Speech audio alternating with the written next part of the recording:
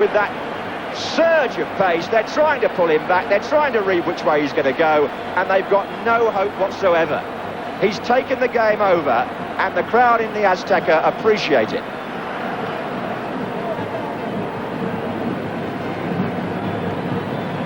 Gerlemans was in there. This is Elijah Kachea.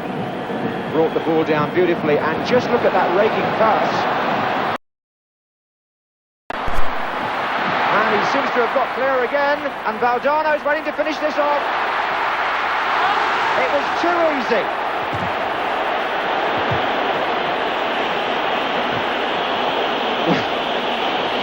It may not matter at the end of the day, but that's got to be the miss of the World Cup, hasn't it? Look at that ball from Elijah Kachea to Maradona, and talk about putting it on a plate. This was an absolute present for Jorge Valdano, who side-footed the ball over the bar. But again, it was Maradona who set up the play and made the chance.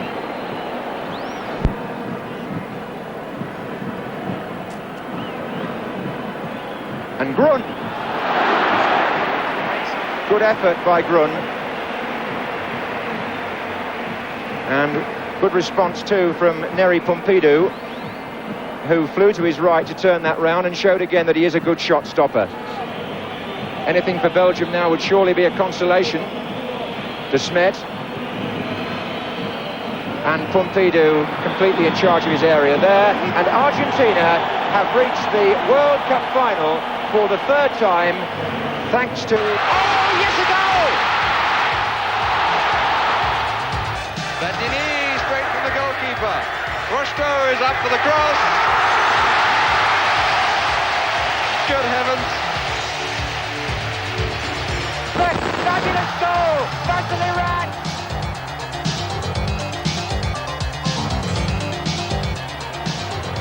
Wide to Che. Has he worked a shooting chance? Oh, he has!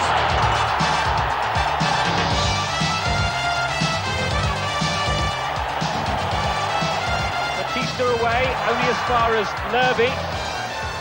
And the possession football around the box by Denmark has been quite astonishing. This is Laudrup. Mikael Laudrup.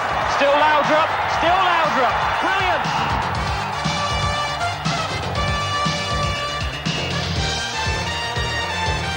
The first sign of the Soviets back in possession, the whole of the Belgian team funnel back into their own half. Zavarov. Oh, nice play by Belanov. Now, is this going to be it? What a cracker.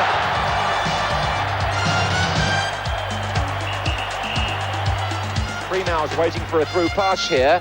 Talented centre forward up against Oliveira. Primau to Khalifa. That's awkward. And what a brilliant goal! It's Kyrie again!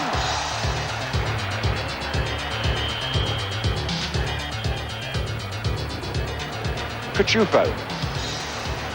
Maradona. Going at them again. Brilliant run by Maradona. Fantastic goal!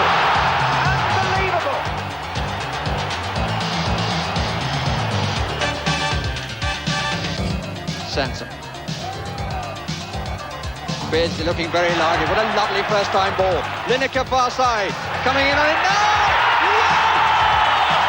Magnificent goal!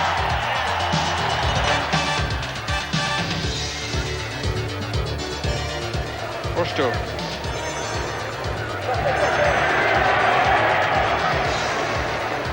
Tigana. Platini.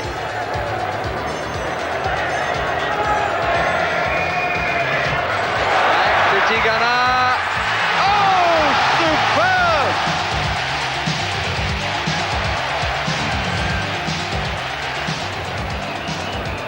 Oh, Careca and Casagrande are waiting for a cross, and Josimar! What a goal!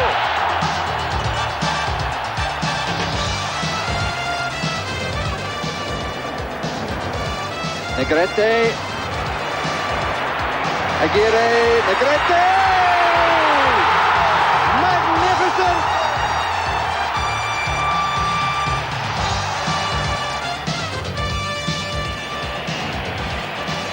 Maradona.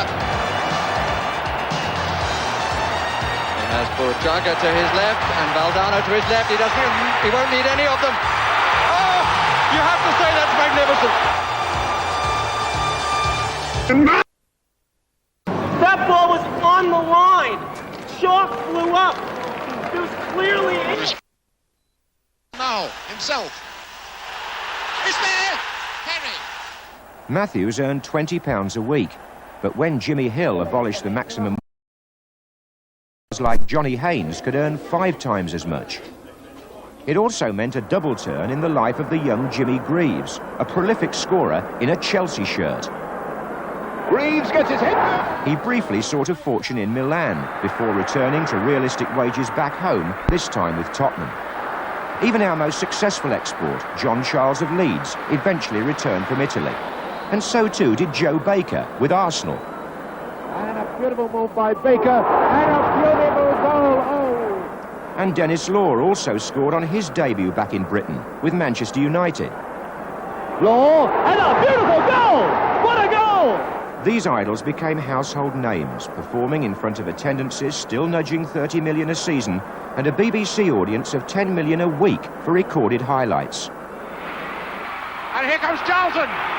Oh, a great goal! It was champagne stuff, notably from George Best, who personified the modern megastar. Television couldn't have wished for anything better. Can he do it? He surely must. But Best became a fallen hero. Too much exposure took its toll.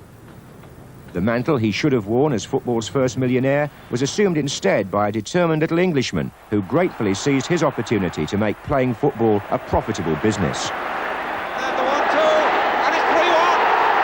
And the Scots defence sliced the mark. When Kevin Keegan went abroad to Hamburg in West Germany, his image earned him exposure across the world. Twice European Footballer of the Year, he was truly a telly-hero. Of great clubs to dominate the television age, the first was Arsenal in the 30s. All good pals and jolly good company. But it was Wolves in the 50s who first captured the viewer's imagination, winning a series of floodlight friendlies against crack continental opposition at Molineux. Johnny Hancock must score. Manchester United were the first English club to play in the European Cup, before these Busby Babes were wiped out at Munich. And Real Madrid thrilled European audiences with their scintillating style, culminating in their unforgettable 7-3 classic against Eintracht Frankfurt at Hampden Park. In the middle is Puskas, and it's a goal, an outrage goal. Vast crowds saw Real's multinational side win the European Cup 5 times running. At home, the 60s started with Tottenham Hotspur attaining the dream of League and Cup double, the first club to do so this century. And Jones gets his head to a great goal. Bill Nicholson was one of several managerial titans to stride across this period. Dean.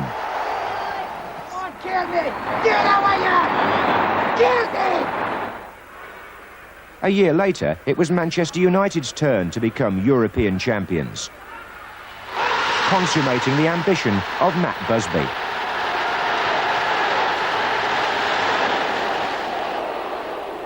Then there was the arrogance of Leeds United. Their quality and consistency, a testament to the attention to detail of Don Revie, his grim expression reflecting the serious business of winning in the 70s. The man behind Nottingham Forest's 2 European Cup victories became a familiar television face, and the voice ruffled many living room. Shankly had retired by the time Liverpool won the Euro to Hungary, runners-up in the first World Cup covered by the BBC in 1954. England reached the quarter-finals, and now television was taking an interest in what went on behind the scenes. Satellite pictures from Mexico showed England lose their crown. A good ball. Television charted England's decline in world status. In 1974, they failed to qualify, and the nation cursed its luck against Poland. England went out again in the 1978 qualifiers. Calzio to number 4, Benetti. Bettinger! 2-0! There was hope in 82. Keegan has gone right of the penalty spot. That's nice. This is Robson. Keegan pulls away and gets the header, and it's wide! Close again in Mexico. It's a good cross! Yes, no! Lineker just could not get to it.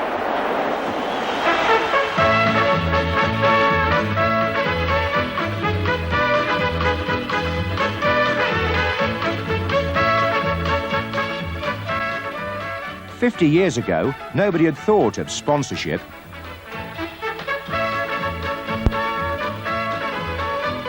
Or artificial pitches.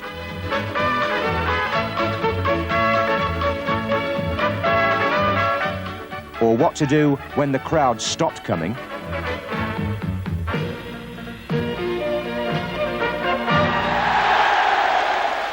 These are modern developments, reflected in television's current emphasis on live coverage of big matches. The game is still about stars, although many are drifting overseas. If the World Cup's top scorer is a fresh-faced screen hero, the powerful Merseyside clubs, on whom our domestic game is now largely based, still haven't found a way of preventing the likes of Gary Lineker or of Liverpool's Ian Rush from selling their talents more lucratively on the continent. But if football remains the people's game, needing its supporters from all sides more than ever, then television remains a window through which they can enjoy it still.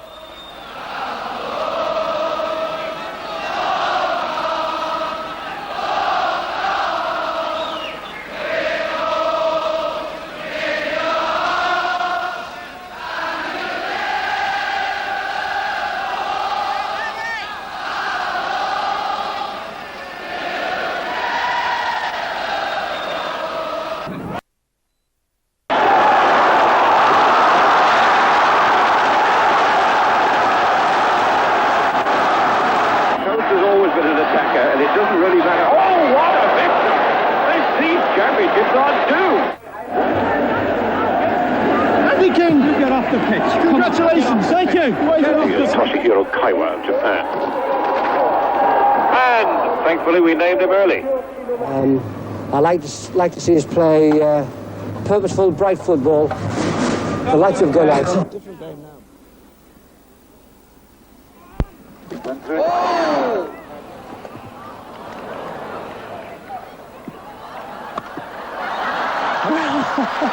And England supporters at the ground were hoping that collapse was not going to be a portent of things to come. Cornelia Sulik in the javelin, her first round throw. Oh!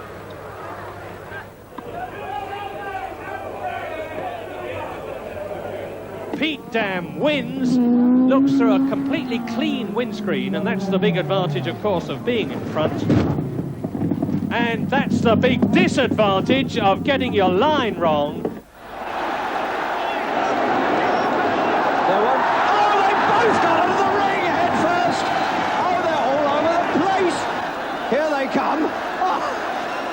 Heaven only knows what the decision is about that. Oh, I have never, ever seen anything like that in all my life.